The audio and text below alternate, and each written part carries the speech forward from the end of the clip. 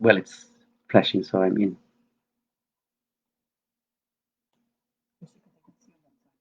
Hmm. Let me tell her that I've logged in.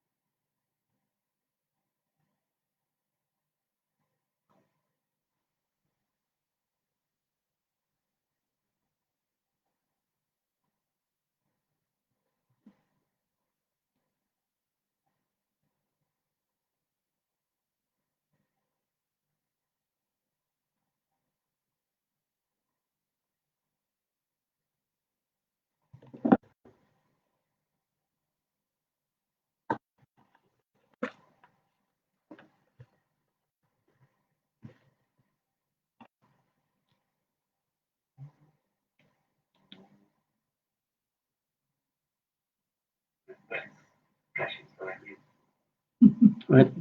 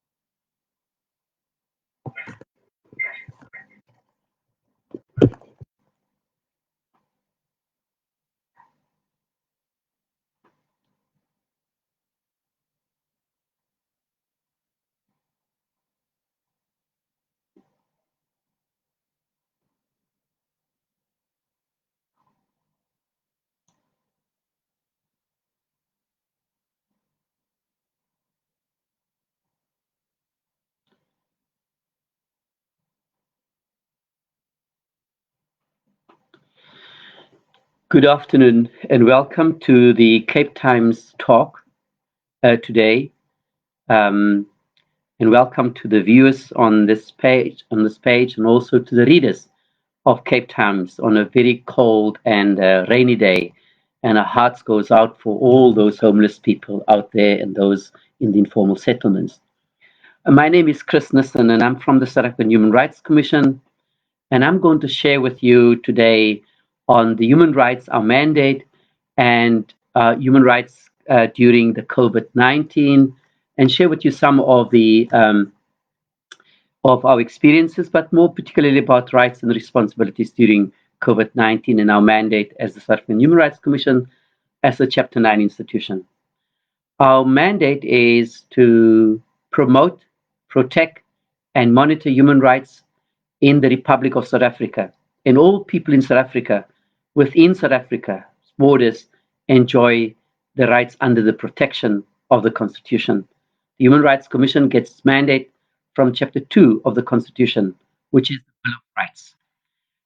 Today, I'd like just to talk because we are living in a society and a South African society that is so different from what it was in February, for example. And since the lockdown has been announced and we now governed under COVID-19 through the National Disaster Management Act and through its regulations. I also want to invite all of you who are watching now and listening into this to join us if you have a question. And at the end of it, I will also give our details to you. So if you do want to write or communicate with us so that we could be part of the, so you can be part, any question you want to ask, maybe you should ask it for us. As the Human Rights Commission, we have witnessed now at this particular time an unprecedented calamity and disaster. I guess people before my age and those who have they're older than me, maybe much older, have seen such during Second World War. But since then, we have never seen, apart from the other issues in our country, we have never seen what has happened, like COVID-19 in our country. Now, during this time, let me state this very categorically. The Constitution is not suspended. There are limitations of rights, but the Constitution is not suspended. And therefore, every other right, whether it is through the disaster management and the regulation, are still subjected to the Constitution. And the Constitution is still supreme. And therefore, when we talk about the limitation of rights that has come about through the Disaster Management Act and its regulation, and through the utterances, decisions, and guidance of the Command Council, we must understand that the Constitution is still intact and still supreme. Therefore, we've seen today and in the past few days, and continue to see, that people are challenging even the Disaster Management Act and its regulations in the courts of law. And that is so beautiful about a democracy, about our Constitution. And we live in a constitutional democracy where the courts, in the end, will decide, tested against the Constitution. However, let me say that what is at the heart of the crux of this matter today is that, yes, there are limitations of the rights of the individuals. Rights, freedom of movement, freedom of association, freedom of gathering, freedom of certain time frames, curfews, the banning of certain activities, and including substances, which will in level 3 now come back again and still again with cigarettes being banned. Yes, we've got all of those that affects the individual and perhaps also the society as a whole. But it is the individual in this disaster, in this situation, it is about those limitation of those rights of the individuals versus the greater good of the collective, of all the people of South Africa, of the South African citizens. And our government has, at great lengths, gone about in consultation and also using best practices internationally, because it's not only South Africa that is in this crisis. It's the whole world, the global community is in this crisis. And therefore, we need to learn from one another. Today, for example, in some parts of the world, schools are open. We too, in this country, are now wanting to open schools for 2 grades. And there are some people who are in agreement because we say we need that. There are others that are not in agreement, and there are court cases in that regard. And we respect people's views around this matter.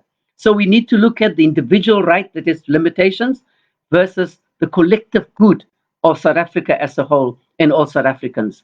And we may not agree or disagree, but yet we all in it together, and we must do whatever we can to protect the lives of all people. Now, I know we've received letters and complaints about people who, from an individual point of view and others collectively, complain about the rights that have been limited during this lockdown. The curfew, as we say, that some people have even been arrested. And there are more than, as the minister stated, more than over 200,000 people that have been arrested. Now, our concern as the Commission is that during this time of lockdown and during this time of limitation of rights, that positions not be abused. And we've seen, and we're busy dealing with it, that if you look at it from a law enforcement point of view, there's a lot of alleged brutalities and cases that we've taken up, that we've referred to the Independent Police Investigative Directorate. We've heard today and yesterday about the Khoza case and the case of alleged brutalities by the SNDF members, and we are taking that up with the military ombudsperson. So there are those that have not heeded to the president's call to say that when you deal with the people are not the enemy, but the virus is the enemy, and that at all times we must ensure that the rights of our people are respected. The way we talk to people as law enforcement people, the way we deal with people, the way we handle people. And at times we must also think about not the letter of the law, but the spirit of the law. We've seen, for example, in some places where people are arrested for walking or jogging or taking the dogs for a walk, or people in some of the townships went to buy electricity or went to buy bread or those kind of things, or things that they need And so we've observed that, and we feel that is really not right. It is violation of that person's right. And so we are saying most of our concerns we've raised with the law enforcement agencies, and we continue to investigate that. But here is also another matter. If you have arrested and issued fines to over 200,000 people, we are taking it up. That 200,000 people will now be, if they found guilty, be sitting with criminal records. And criminal records is for 10 years. And can you allow that? Certainly, we can't afford that. We can't allow the 200,000 people that have not willfully, maybe some cases they may willfully, but normal people that have tried to adhere to the regulations, and for circumstances beyond their control could not, and was now fined and arrested. But what COVID-19 has done, and this is very important, COVID-19 has actually cut open the South African society, really cut it open, and showed the huge inequalities, the two worlds we're living in, the two cities we're living in. It's cut open the two classes we're living in. It's the issue about gender, class, race, but also the inequalities, the poverty, the unemployment. So, for example, in your urban areas, in your suburbs, there's compliance. And we understand and we know the reasons why for many of those compliances. But if you go to the informal areas in some of our townships, because you've got a density of people, density of living units on one plot, that's almost impossible for people to be in all at the same time in the house. And therefore you find people in the streets. And now you can say maybe it's non-adherence to the regulations, but the conditions under which people live. In some squatter camps, you have people that have got no water. Here's a place in Els River, Mamse Bos, where 40 people on a plot living for the past 7-8 years with no water, no sanitation, with a 2-month-old baby on it. You find places where there's 20 toilets for 100 people. So these inequalities is a stark reality of our South African society, but also counter to many of these regulations because our people are faced with those realities in their lives and so on. In Aliwal North, a mental health care user left the house undetected. She was arrested by police. When the family went to look for her at the police station in Jamestown, they found that she was assaulted. And they asked her why she allegedly assaulted policemen. She is now in correctional services in Queenstown. So we've picked up a number of cases where we've seen there's been violation of the rights of the people and abuse of the lockdown. And that's hence we are engaging the law enforcement institutions to say, when you deal with people, there's no krachtdadigheid, there's no with a heavy hand. You are here and you're not fighting the people, you're fighting a virus, and we need the people. But so with rights come responsibilities as well. And sometimes we as citizens of South Africa, we need to understand that yes, that while in our conditions, in our circumstances, at least we must do whatever we can, wherever we can, to deal with with our rights and our responsibilities. But today I've just come from visiting some sites where homeless people are. It's raining bitterly in Cape Town, and what we are seeing is that there is absolutely no support as we've seen it. There are organizations, and we must thank them for the help that they've been given these institutions, the homeless people, the street-based institutions and NGOs that have been working very hard. But we need to find a permanent solution for that as well. So with your human rights comes your responsibilities. And it is sad that, that under the circumstances we've seen that what has been neglected for the last 20 odd years have now come into play, the socioeconomic rights of our people, the right to water, the right to sanitation, the right to electricity, the right to decent housing, all of that have come into place. So you have, on the one hand, you have the crisis, you have COVID-19, you have the virus, and with all those, and our hearts go out to those who have died, to the families of those who died, and we really pray for their families. And we also for those who are affected, those who have been tested positive, and those who at times even including some health workers that have been stigmatized and been labeled and so on. And so even to those health workers, the frontline staff, we are saying we are so in awe of those frontline workers that are go beyond the line of duty to help people. And so we look at it and say, yes, um, this has opened up, and we hope that this crisis will also teach our government to say that we need to fulfill the socioeconomic rights of our people before another crisis strikes us. When you look at Belleville, for example, somebody just asked a question around Belleville and Wingfield. Now, again, there, 2 weeks ago, I addressed the command center in the Western Cape in reminding the Department of Home Affairs and the City of Cape Town that both Parliament and the High Court has given these two spheres of government the responsibility to ensure that the crisis, the refugee crisis as it is now in Belleville and in Windermere or Wingfield in Maitland, that they need to take the responsibility. And they were given two tasks by the Portfolio Committee of Home Affairs through Parliament, is to say, get those people safely reintegrated into the communities where they come from, or those who refuse to go there, that they be deported.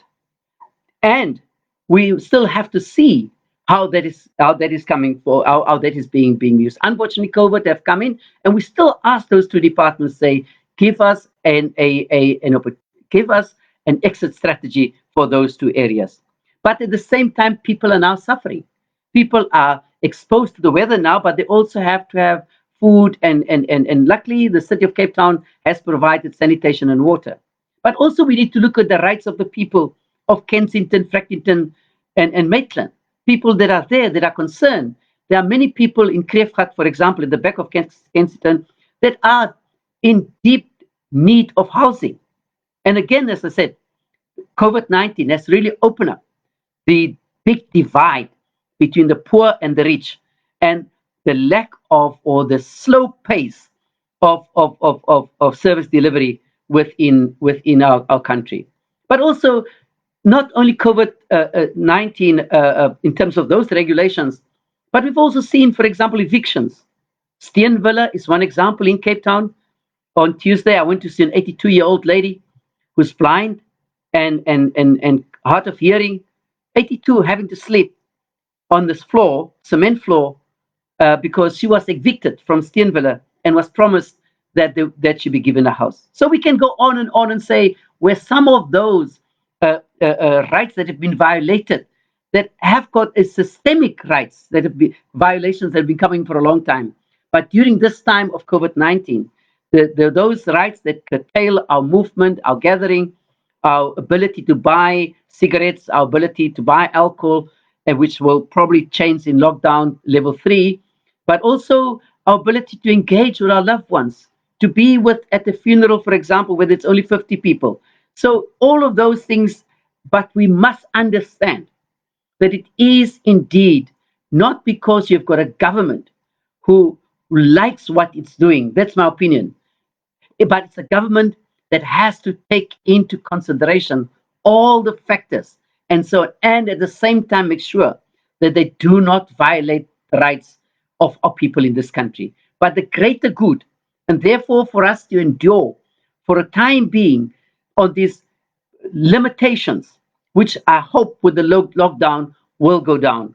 But the South African Human Rights Commission in all its 9 provinces have got monitors across the country, and I must thank civil society and all those 200 organizations that are, as we speak, are currently monitoring the landscape of human rights in South Africa, and to see where, if any, rights have been violated, and then to take it up with the relevant authorities. I must say that all of us, all South Africans, have really been taken by surprise by what's happening. We never thought last year we would be in a position or situation like this year. There are people whose right to work is also being curtailed. There are a number of people who are losing their jobs I mean, the leisure industry, the entertainment industry.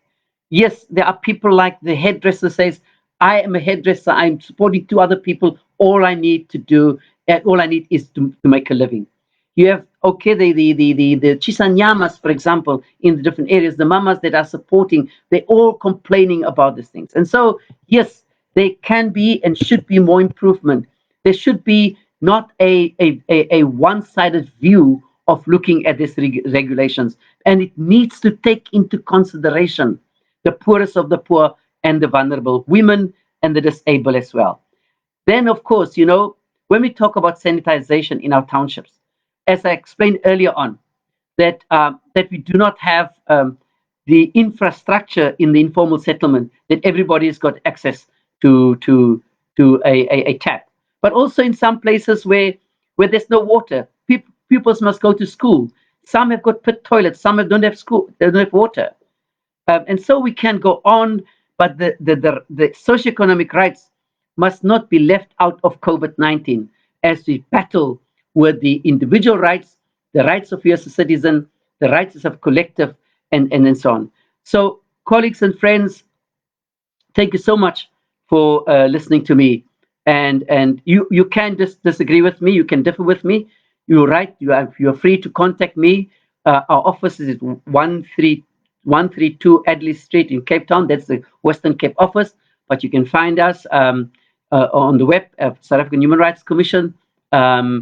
You could also, if you want to contact me, my number is 078 8041 It's like a public box, so you could leave a text for me, and I will respond to that.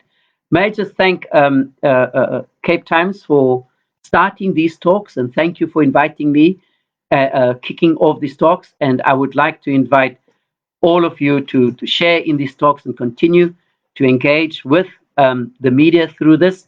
And I think the media has got a wonderful role to play, and now in particular, Cape Times opening up this so that from now onwards, there are different topics, and we continue to do that.